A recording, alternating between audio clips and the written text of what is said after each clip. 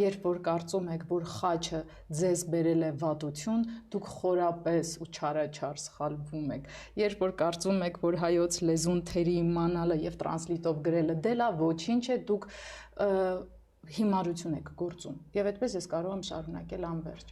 առանց պաթոսի։ Սրանք գործնական քայլեր են։ Եվ այս գործնական քայլերում մեր հարևան թշնամի երկու պետությունները հաջողել են մեծապես։ Ես լիովին համաձայն եմ ձեզ հետ եւ մենք պետք է այդ, գիտեք, տեսնենք մի կողմից այստեղ այդ արժեքների պահպանողականության հանդեպ ուղղակի տոտալ հարձակում, կողքի երկրներում տեսնում ենք պահպանողականության աճ։ Սա դիսբալանս է։ Անգամ Թրամփն ու փոխնախագահն են պահպանողական։ Հասկանում եք, որոշեց, որ կա երկու սեռ, էլ վերջ։ Այո, եւ հիմա այս պարագայում արդեն պահպանողական չլինելը դեմոդե է, արդեն հետադիմական վիճակ է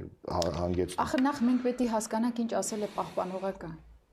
Այդ դա ամենևին չի, պահպանողականությունը նաև արժեքներ, ավելի ստոիցիզմը հիմա առավել քան երբևէ որպես փիլիսոփայական ուղղվածություն բոլորի ականջին հաճելի է, բոլորի սրտին հասնում է եւ մեր երիտասարդ սերունդը շատ դեպքերում չգիտի էլ, որ ռիլզերում հնչող խելամիտ խոսքերը հենց ստոիկներից են վերցրած։ Շատ դեպքերում չգիտեն։ Ես իհարկե համամիջ չեմ միանգամայն ամբողջական տարբերակով, բայց